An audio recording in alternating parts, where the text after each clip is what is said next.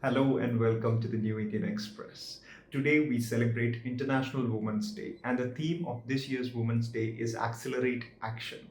Now, women have been conquering and emerging in various fields in India, such as business and politics. But one of the roles which constantly get overlooked is their representation in the judiciary of our country.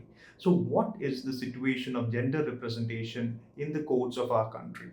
To talk to us on this subject, we have Vibha Makhija, one of the very few designated senior female advocates in our country. Hello, ma'am. Welcome to the channel. Good afternoon. Now, for my first question, ma'am, what is your message for Women's Day being a very successful senior advocate in the Supreme Court? My message basically for most women is to stay in the game, not to be disappointed with small little problems that come your way. There will be problems. There will be problems which will come everyone's way, whether they are men, women. There are wide, large types of problems people face. So it's not just women who face problems. There are people who face problem because of their um, backgrounds, economic backgrounds, religious backgrounds, social backgrounds. So there are going to be challenges. So to be patient with those challenges and to keep at it, that is the key to uh, being a successful professional. Now, the theme this year is Accelerate Action. So, is there an acceleration of action with respect to gender equality in the most important institution of our country, that is the judiciary? So I think acceleration is required because we have been independent for more than 75 years now. And our numerical representation very clearly indicates the place that women have in high leadership positions. So after three-quarters of a century of time that has been taken, it's still not equal. Forget equal, it's still not even a one-third benchmark. I think mostly in leadership positions, depending on the industry, women would be possibly 6 to 10 to 12% at the top posts. So in terms of acceleration, there is a lot of talk going about it, but for it to fructify in implementation is still very dubious, I'll say.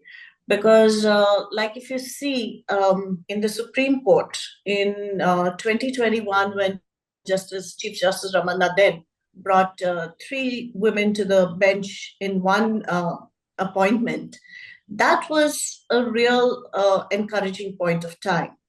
But after that, there have been far too less appointments in the judiciary where women, in my opinion, are definitely as competent as their counterpart male candidates.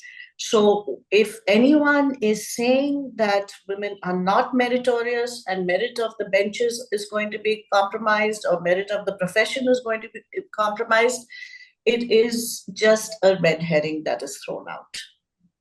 Okay, ma'am. Now, in an interview with the BBC, our former Chief Justice D.Y. Chandrachud had pointed out that almost 50% of all judicial recruits are actually women. And in some states, this stat actually goes up to 60 to 70%. Now, do you feel that this is an overstatement? So I'm not a person who really grapples with figures and data, but in my experience, I can definitely say that at level, I don't think it might be an overstatement. It might be the true picture at ground level. But the issue is not the entry level, because at entry level, women perform better in academics. You'll always hear the topper is a woman. IAS toppers, first four, five rankers are women. In most colleges and schools, usually it's women who are doing way better in academics. So that point is not the point of concern. The point of concern is high leadership positions. Because what happens is that within 10 years of their entry, there are domestic responsibilities which get, prioritized by most women. And it is very difficult for them to balance both the things because they have no support and that's a very social statement. Most women do not have any support in their domestic chores. So it's the fact that at leadership positions, we do not have any representation of women. In fact, like I said, even after 75 years of independence, we still have just two women justices in our Supreme Court, which should be leading by example. So the numbers themselves speak. Nobody else needs to speak. So there is a lot of noise about accelerated representation of women, but I think the noise is only at the entry level, and there have to be measures to ensure sustenance of the measures in the systems to be put in place. Okay, ma'am. Now, a follow-up question to that. As you said, at the entry level, all these stats work out. There may be a 50% or even a more representation of women with respect to judicial recruits. But do you feel that there is a problem with respect to elevation to high courts and Supreme Courts, judges of high courts and Supreme Courts? Do you feel that there is an issue there? So, like I said, you see, it's a very complex thing. There are several factors at play. First factor that is taken against women is that mostly it'll be said that there are not sufficient competent women, which I think is absolutely untrue because most women are absolutely competent. And if not more, they're definitely equally competent as their male counterparts. The second aspect is a real problem of nepotism. So, if one were to examine the reality a little more closely, what one finds is that usually it is women who come from families or backgrounds who are already very entrenched in the workspace are able to make it into a higher position.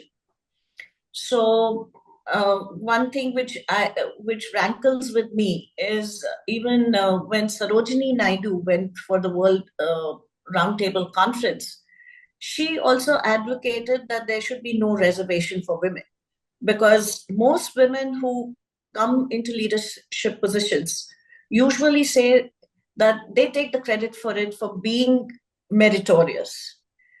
To my mind, that's a fallacy because I think many women who don't come into leadership position are also very meritorious, but they are ignored because there is no one to support them or